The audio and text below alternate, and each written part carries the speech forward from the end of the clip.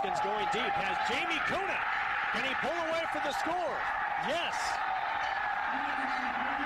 A 55-yard touchdown pass from Bernie Haskins to Jamie Kuna's 236 receiving yards set a school record in DePauw University's 1996 win over Wabash College, one of many records set during the Monon Bell Classic. The 131st year of the oldest college football rivalry in Indiana is on Saturday, and one of the people who knows it best actually used to work here, Ken Owen, former Wish TV anchor, DePauw graduate, former DePauw University spokesperson for many years, as well as Monon Bell Classic historian, is here to talk to us about it. It is a pleasure to have you here this morning. It's a thrill to be here. I think I delivered my first Wish newscast in about this spot, actually, in 1989. So. Amazing to think about. So a wealth of broadcast history, but also knowledge on this game. And we were just chatting.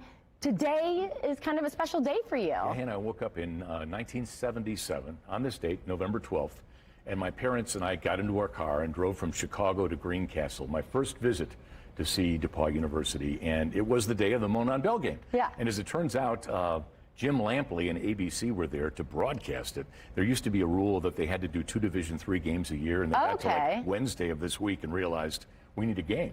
So they came to DePauw, and there were 2 cameras, and we have video of that, which is unbelievable. Somebody at DePauw actually recorded that game, but amazing memories, and it began a lifelong relationship with DePauw and with the rivalry. I think the video is right here.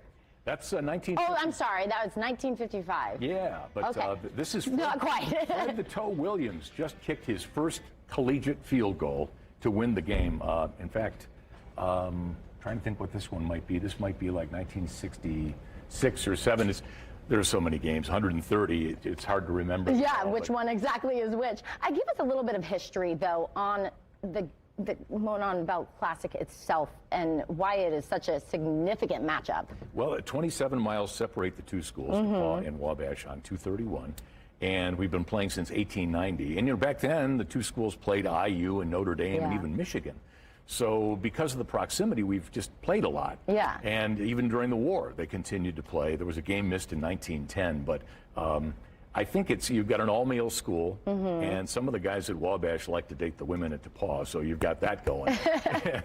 and just proximity and long tradition, and it's one of the few things left in the world where when I was 17 going to the game, I guess I was 16 on this date in 1977, but it's the same as it was. I mean, so much in the world has changed. Even college football at the big levels, there's money involved, betting and all this stuff that was unheard of back in the day.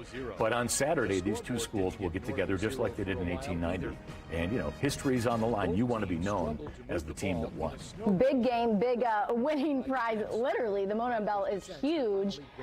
And we were chatting about, in past years, some of the students from the various schools have kind of gotten in trouble trying to get this. There are some great pranks on the books. As recently as 2017, some Wabash guys, I think 3 or 4 of them, got into the gym and actually, hid until it was closed. Yeah. Wearing Trump and Obama masks. They tried to steal the Monon Bell, which was bolted down. They got it off of the bolts, but were caught. They got about 8 steps toward the door and were apprehended. And, it's things like that that make a rivalry great. In 1900, the Wabash coach pretended he was a journalist.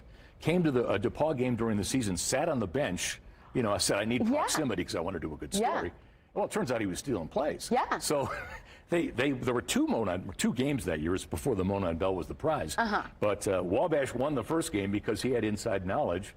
We won the second game, and then the next year he became the DePauw coach of all things. Well, I guess he had some really good knowledge about it. And in 1965, this is the best one. Okay. A guy named Jim Shanks, who was a Wabash student, came to DePauw and pretended to be from the Mexican consulate.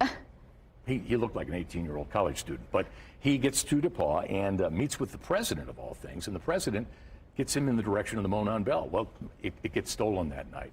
And that game is known as Operation Frijoles because Wabash, this whole Mexican motif, stole the bell, threw chips and wore hats that day, but not quite appropriate these days. But, back in 1965, that's how they did it. So many stories. I know you could go on, and we wish we could hear them all, but we do have to go quickly, though. Before we go, any predictions about who's going to win? It'll and be by a how great much? game, as Nick Morozis, our great late coach, used to say. It's turnovers, baby. So Okay. you got to protect the football, and it's always a good game. If you haven't been, it's sold out, but try to go sometime and definitely watch it on the old tube. All right. Thanks for chatting with Thank us you, about Hannah. it this Appreciate the morning. opportunity. We appreciate you being back here at Wish TV. Thank you.